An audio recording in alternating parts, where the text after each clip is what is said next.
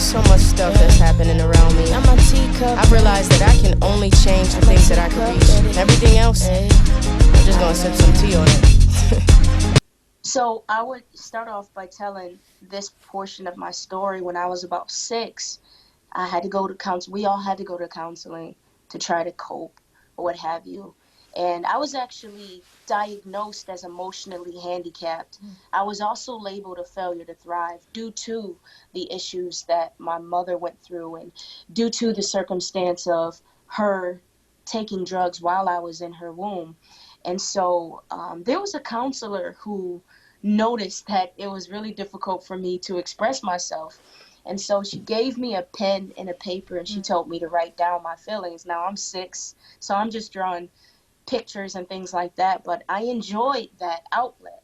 And that outlet turned into me writing stories, creating characters that were me, but I was able to hide behind that character and create a world in which no one knew I was screaming out. They read about that character, so it allowed my emotions to come out. And as I developed throughout school years and things like that, I learned about music. I learned about theater. I learned about photography. I learned about film. And all of these different tools allowed me to gain my voice. So what I would say is, you're going through difficulties. Like when I was going through difficulties, it was heavy. And I felt like no one could understand the emotions. And I also felt like no one really listened. But I could interpret my emotions through theater. I can interpret it, I can translate it into storytelling, into photography, into film, and that allowed me to get it out. So I would say find that thing, put those emotions in that thing and create art and find your voice in that, whether it be dance, whether it be poetry, whether it be music. Find your voice and continue to put it in that. And hopefully that will allow you to cope. It's not going to erase the feelings. It's not going to take away your problems, but it could alleviate it for a moment. And perhaps if you continuously do this and continuously find your voice, you can help someone else like I was able to. You know, I use my words, I use my music, I use my passions to put into it what I was feeling, and then other people are able to listen, to see, and hopefully ignite something in themselves and find their thing. You know, so that's what I would say.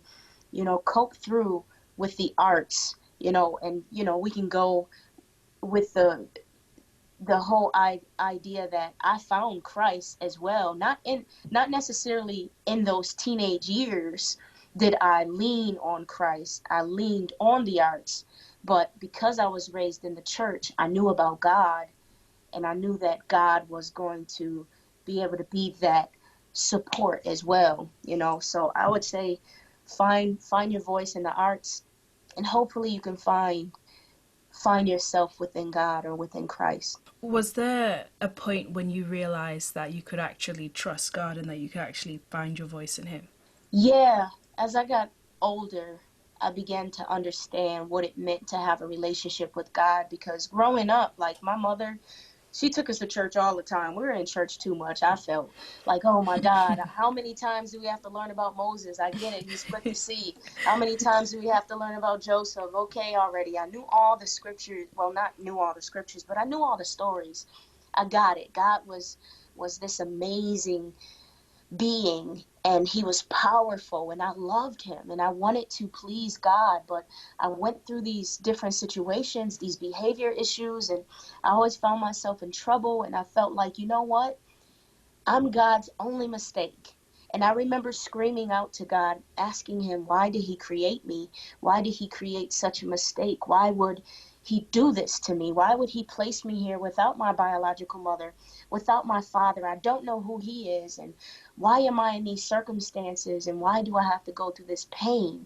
And so I turned my back on God because I felt that I couldn't be perfect. There's no point of me even existing, which led me to suicidal thoughts. And I tried to commit suicide, and thank God it didn't work out. because in those moments I didn't see today. And in those moments of darkness, in those moments of pain and bitterness and really heaviness, I didn't see this. And I didn't understand that those moments, if I allowed myself to learn, if I allowed myself to grow and develop, that I would be led to a space in which I can help someone else going through those situations. Honestly, it wasn't until I got pregnant.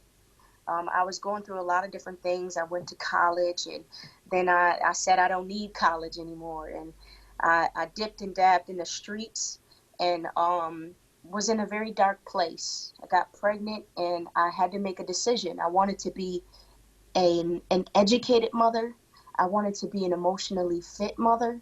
I wanted to be a spiritually fit mother. And I knew, because of how I was raised, that God was that backbone. He was that standard that I needed.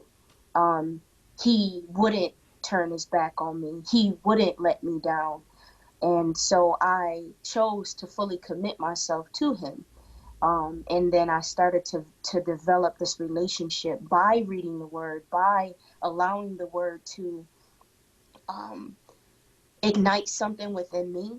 And I learned how to apply God's word to my life. And I'd say about in 2007 is when I made that decision to go all in, if you will. And I haven't turned my back since. Get clean. It wouldn't be the same. And to be honest with you, I thought that Christian hip hop, at least what I heard, I thought it was trash. I thought it wasn't. I thought it was weak. Worthy for your mercy, we ain't living for you. Yet you love us unconditional, for you the glory.